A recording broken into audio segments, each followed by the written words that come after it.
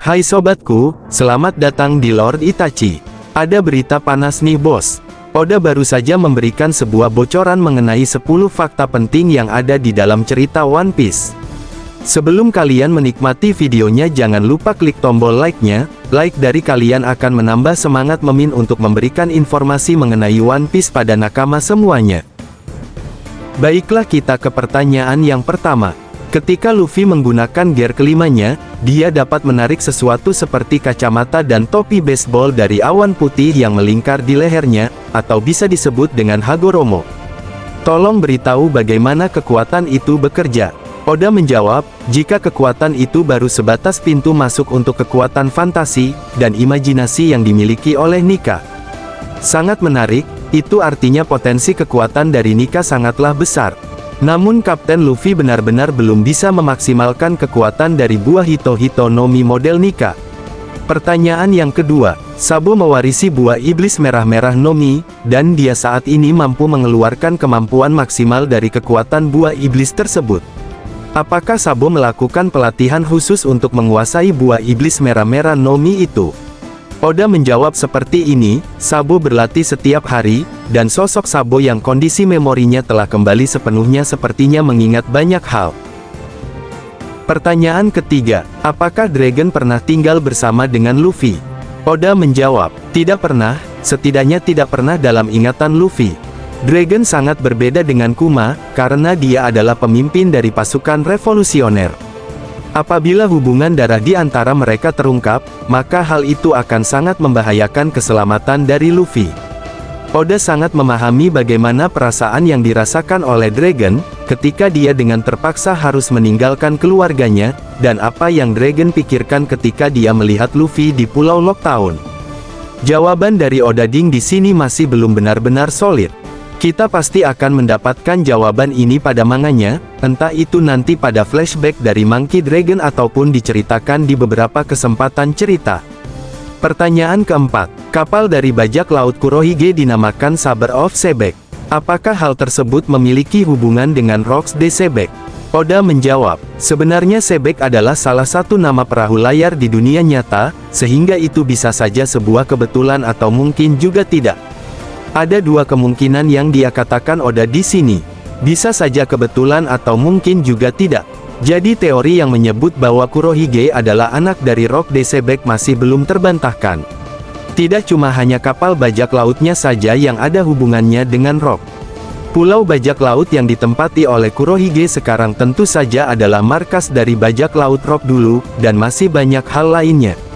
Kurohige ini punya hubungan dekat dengan Rock de Sebek. Pertanyaan kelima, teknik Kamusari yang digunakan oleh Shanks untuk mengalahkan Kid dalam sekali serangan.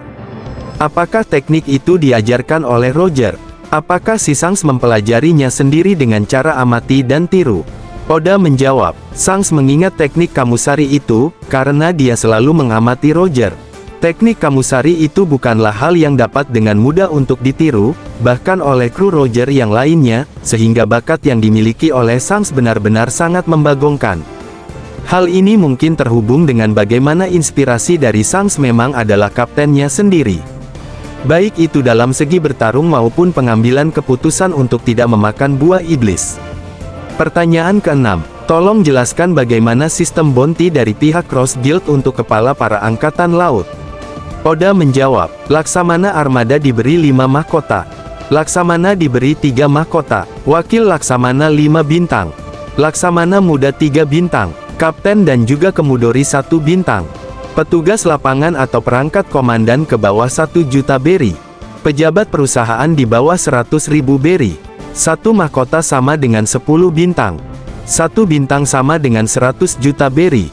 Ada catatan juga bahwa marinir yang terkenal adalah kasus khusus. Itu artinya si bos Akainu memiliki nilai buronan sebesar 1 miliar beri, setara dengan Roger dan Shirohige. Tentu ini adalah hadiah yang benar-benar tinggi. Kira-kira siapa yang mau berhadapan dengan Akainu untuk mendapatkan hadiah sebesar itu? Coba tulis di kolom komentar ya nakama. Kemudian para admiral memiliki buronan setara Yonko sehingga pihak Cross Guild juga tidak menganggap remeh para petinggi angkatan laut. Pertanyaan ketujuh, sebagai Kapten Titanic ke-10 dari bajak laut Kurohige, Jenis pekerjaan apa yang sebenarnya dilakukan oleh Kuzan di sana, dan apakah dia memiliki bawahannya sendiri? Oda menjawab, ya, Kuzan memiliki bawahan. Dia adalah tipe orang yang tidak akan mematuhi segala sesuatu yang diperintah oleh Kurohige. Bagi Kuzan menjadi bagian dari bajak laut tak berarti dia harus melakukan perbuatan yang jahat, karena yang dia inginkan hanyalah hidup dengan bebas. Akan tetapi sebagai bagian dari bajak laut Kurohige, tak terelakkan jika dia juga menyebabkan banyak sekali kematian orang lain. Pertanyaan ke-8, bagaimana sistem dari perekrutan militer dunia, yang akhirnya menjadikan Fujitora dan Ryokugyu sebagai tambahan kekuatan dari Angkatan Laut? Oda menjawab, negara-negara yang berafiliasi dengan pemerintah dunia, memiliki tentara sendiri untuk perlindungan. Melalui perekrutan militer dunia, marinir memperkuat kekuatan militer mereka, dengan merekrut tentara yang paling hebat dari kalangan itu. Perekrutan ini juga menjadi pemicu dari revolusi 8 negara baru-baru ini, karena melemahnya pasukan pertahanan. Negara-negara tersebut mungkin telah berkontribusi pada kesuksesan pemberontakan itu. Pertanyaan ke-9, bisakah Anda menceritakan tentang insiden Rocky Port yang menjadikan Koby dianggap sebagai pahlawan? Penjelasan Oda begini, singkatnya, setelah mendengar bahwa ada poneglyph di Pulau Bajak Laut, Lau diam-diam menyusup dan membajak kapal penumpang besar bernama Rocky Port, lalu menaikinya sampai ke Pulau Bajak Laut. Kapal itu membawa raja dan tokoh-tokoh penting dari sebuah negara tertentu. Namun sebenarnya, kapal yang dinaiki Lau adalah kapal penyelundupan yang melakukan bisnis dengan Pulau Bajak Laut di bawah bendera negara itu, sehingga muncul masalah yang berbahaya. Lau kemudian bertikai dengan para bajak laut. Kemudian, Koby dan Blackbeard juga naik ke kapal dengan tujuan masing-masing, yang menyebabkan ketiganya bertarung bersama. Itulah yang dikenal sebagai insiden tersebut. Setelah insiden berakhir, Blackbeard menjadi raja Pulau Bajak Laut, Lau bergabung dengan Shichibukai, dan Koby dikenal sebagai pahlawan. Untuk pertanyaan yang ke-10, selama insiden di God Valley, Sein Garling Vigarland pergi dan menghadapi bajak laut. Tapi seberapa kuat sebenarnya kemampuan bertarungnya?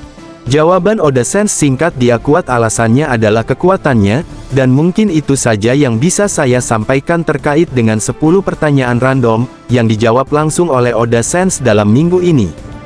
Terkait dengan acara di Weekly Sun Jump, jika kalian diberi kesempatan untuk bertanya, kalian mau menanyakan apa pada Oda? Tulis pertanyaan liar kalian di kolom komentar, dan jangan lupa like dan share video ini jika kalian suka. Dengan pembahasan kali ini, terima kasih sudah menonton. Sekian dari Lord Itachi.